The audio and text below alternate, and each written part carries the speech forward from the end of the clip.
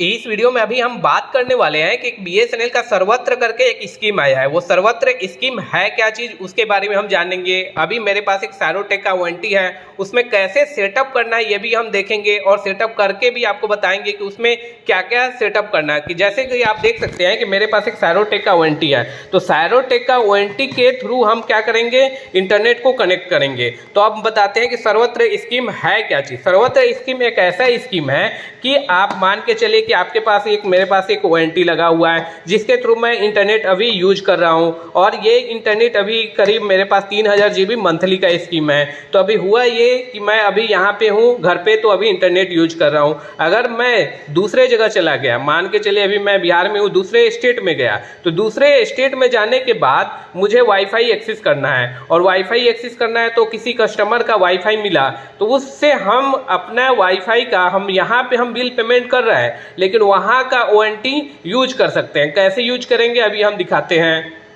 यहाँ पे आप देखिए, यहाँ पे मैंने एक जैसे बीएसएनएल वाईफाई रोमिंग करके है, यहाँ पे आप पूरा देख सकते हैं। यहाँ पे आप देख सकते हैं बीएसएनएल वाईफाई रोमिंग से आप कनेक्टेड है। तो रोमिंग से कनेक्टेड का मतलब यही है कि ये वाईफाई हमने यहाँ पे एक सिस्टम से क्रिएट कर दिया। जैसे कि मेरा ये वारंटी है, इससे एक वाईफाई नया क्रिएट कर दिए। क्रिएट करने के बाद बेनिफिट ये है कि बेनिफिट मुझे नहीं रहेगा, इस वारंटी से दूसरे यूजर होंगे, जो बीएसएनएल का कस्टमर होंगे, वो क्या करेंगे, इस वारंटी से अपना डाटा ले सकते हैं। और डाटा के लिए उनको क्या करना पड़ेगा, बस एक जो उनका रजिस्टर मोबाइल नंबर है, उस रजिस्टर मोबाइल नंबर पे एक ओटीपी जाएगा। वो नंबर डालने के बाद उसके बाद वो डाटा अनलिमिटेड आपका यूज कर सकते हैं, जितना कि आप उनका जो प्लान होगा वो डाटा यूज कर सकते हैं। ये सारे बेनिफिट रहे। जैसे कि आपने ये भी देखा होगा कि जैसे आप रेलवे में गए या एयरपोर्ट पे गए, रेलवे स्टेशन पे, तो वहां पे आप देखेंगे कि एक वाईफाई शो करता है रेलटेल या किसी और भी नाम से। तो वहां पे आपको क्या करना पड़ता है, एक ओटीपी डालना पड़ता है। ओटीपी डालिएगा, उसके बाद एक आपका ब्राउजर पे चला जाएगा, और वो ओटीपी डालने के बाद आप एक 100 या 200 MB डाटा फ्री में यूज कर सकते हैं। वैसे ही यही है, यही प्लान है सर्वत्र का। यही स्कीम में बीएसएनएल लाया है कि आपका वारंटी यहाँ पे है, अगर आप किसी दूसरे वारंटी दूसरे के घर में जा रहे हैं, अगर वो बीएसएनएल का ही है, तो आप वहां पे एक जैसे कि स्कीम में ये ला गया है, जितना भी वारंटी है, तो वारंटी है, तो जैसे मैं एक बता दूं कि वहां पे जितना भी वारंटी है, जैसे बीएसएनएल वाईफाई रोमिंग के नाम से डालना है, उसमें ब्रिज मोड में आपको VLAN 4060 डालना है ब्रिज मोड में, और दो जगह आपको VLAN डालना है। एक आपका वारंटी जो डिस्ट्रीब्यूशन में एक जो आपको डिस्ट्रीब्यूट कर रहा है, वो वहां पे एक VLAN डालेंगे, और एक वारंटी जैसे कि आप देख सकते हैं ये मेरे साइड है, इसमें 4060 डाल के कॉन्फ़िगर करना होगा। और एक दूसरा वारंटी है जो कस्टमर के पास है, कस्टमर का है, जहां से आपको डाटा मिल रहा है। यहाँ पे देखिए 4 पोर्ट है, एक पोर्ट से 64 कनेक्शन, 64, 62, 56 कनेक्शन मैक्सिमम यहाँ पे दिया जा सकते हैं। यहाँ पे इनपुट और यहाँ पे आउटपुट लगा रहा है। और यहाँ से आप देख सकते हैं कि यहाँ पे एक दूसरा भी वारंटी है। यहाँ पे आप देख सकते हैं MGMT एक पोर्ट दिख रहा है। यहाँ से आप लैपटॉप से कॉन्फ़िगर करके आप क्या कर सकते हैं, 4060 करके VLAN आप यहाँ से डालिएगा। यहाँ पे डालिएगा तभी आपका जो कस्टमर साइड में वारंटी है तभी काम करेगा, नहीं तो नहीं काम करेगा।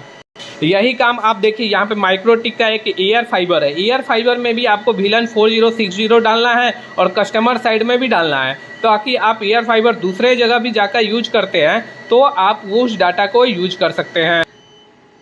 अभी आप देख रहे हैं यहाँ पे 192.168.1.1 से अभी वारंटी को मैंने लॉगिन कर लिया। लॉगिन करने के बाद सबसे पहले आपको जो वारंटी है उसमें क्या करना है कि आपको एक VLAN ऐड करना पड़ेगा। VLAN ऐड यहाँ पे आप देख सकते हैं कि यहाँ पे मल्टीपल 1831 वॉइस के लिए हो गया, इंटरनेट के लिए। और फिर यहाँ पे आप देखिए कि यहाँ पे मैंने ऐड कर लिया है, क्या ऐड किया है, ब्रिज मोड में। और कितना ऐड किया, 4060। यहाँ पे आप इंटरनेट डालिए, और फिर आप देखिए यहाँ पे इंटरनेट डालने के बाद यहाँ पे एक चीज़ हमेशा यहाँ पे ध्यान रखिएगा कि आप इसमें जितना भी आपको यहाँ पर ऑप्शन दिख रहा है, वायरलेस SSID 1, वायरलेस SSID 2, यहाँ पे आप देखिए मल्टीपल ऑप्शन यहाँ पे आपको शो कर रहा है। तो आप क्या करिएगा कि यहाँ पे SSID 1 और SSID जैसे यहाँ पे 5G है, 2.4G है, इन दोनों पे आप क्लिक मत करिएगा। जैसे इन दोनों पे आप क्लिक कर दीजिएगा 4060 पे, तो आपका इंटरनेट ही काम नहीं करेगा, आपके वारंटी में काम ही नहीं करेगा। अब मैं दिखाता हूँ स्टेटस आपको क्या शो करेगा।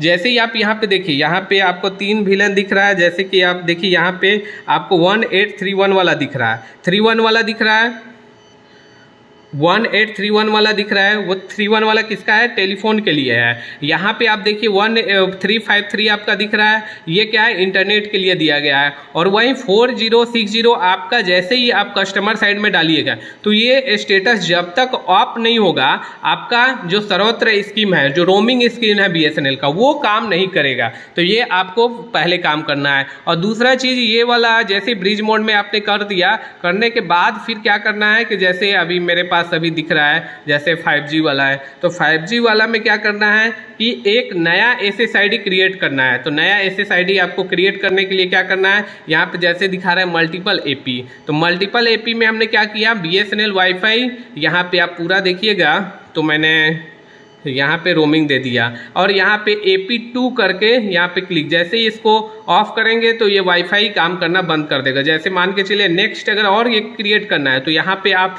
यहाँ पे नाम दे सकते हैं, इसको हटा के जैसे मान के चलिए अगर कुछ भी नाम दे सकते हैं। आप सोच रहे होंगे कि BSNL वाईफाई रोमिंग ही नाम क्यों दिया गया, तो रोमिंग इसलिए नाम दिया गया क्योंकि आप एक स्टैंडर्ड नाम रहेगा तो आपको कन्फ्यूजन नहीं रहेगा कि ये रोमिंग वाला ही BSNL का SSID है। तो आप उस पर उसको कनेक्ट करिएगा और कनेक्ट करने के बाद आप एक OTP डालिएगा, OTP डालने के बाद आप डायरेक्ट कनेक्ट हो जाइएगा और अनलिमिटेड जो भी आपका प्लान है उसके साथ आप जुड़ जाइएगा। अब हम देखते हैं कि जैसे आप देखिए यहाँ पे उसके बाद आपको एक और प्रोसेस करना होगा। तो यहाँ पे देखिए पोर्टल का क्या नाम है, portal.bsnl.in FTTH वाईफाई रोमिंग करके आएगा। उसके बाद यहाँ पे शो क्या कर रहा है, welcome to BSNL WiFi roaming. तो यहाँ पे आपको क्या चीज़ इंटर करना है, तो सबसे पहले जो आपका FTTH नंबर होगा, FTTH नंबर होगा और विदाउट जीरो डालना है। उसके बाद आपका जो रजिस्टर मोबाइल नंबर होगा, कोई भी एक रजिस्टर मोबाइल नंबर हो वो डालना है। उसके बाद यहाँ पे कोड एक डालना है। उसके बाद एक वेरीफाई करने के लिए एक OTP जाएगा, वो वेरीफाई कर लीजिएगा। तो इससे बेनिफिट ये हुआ कि ये आपका नंबर रजिस्टर हो गया। नंबर रजिस्टर होने से बेनिफिट ये हुआ कि आप अगर कहीं दूसरे जगह ONT पे यूज करना चाहते हैं तो ये वाला आपके पास जाएगा OTP, किसी और का ONT कनेक्ट करिएगा तो वो OTP वहाँ पे जाएगा और उससे आप डाटा यूज कर सकते हैं। तो जितने भी लोगों के पास है वो एक बार ये सेटअप कर लेंगे। सेटअप करने से बेनिफिट यही है कि वो ये आपको ही बेनिफिट है, क्योंकि आप एक कस्टमर है BSNL का तो आपको अनलिमिटेड कहीं भी और भी जा रहे हैं तो डाटा का आप यूज कर सकते हैं। कई बार क्या होता है कि आपका इंटरनेट में LOS वाला रेड लाइट आ जाता है, अगर बगल में किसी का इंटरनेट है तो अगल बगल में आप ये फीचर डाल के और उनका वाईफाई आप यूज कर सकते हैं। इसका फ़ायदा आपको ही मिलेगा। जिसका मान के चलिए कोई दूसरा आदमी का लगा हुआ है तो अगर वो ऑन रखता है तो आपको बेनिफिट है और आप ऑन रखते हैं तो उसको बेनिफिट है। तो ये वाला स्कीम क्या करिए, आप अपने में भी सेटअप कीजिए और जितने भी लोग हैं वो लोग भी अपने अपने सिस्टम में भी डाल देंगे तो आपको बेनिफिट मिलेगा।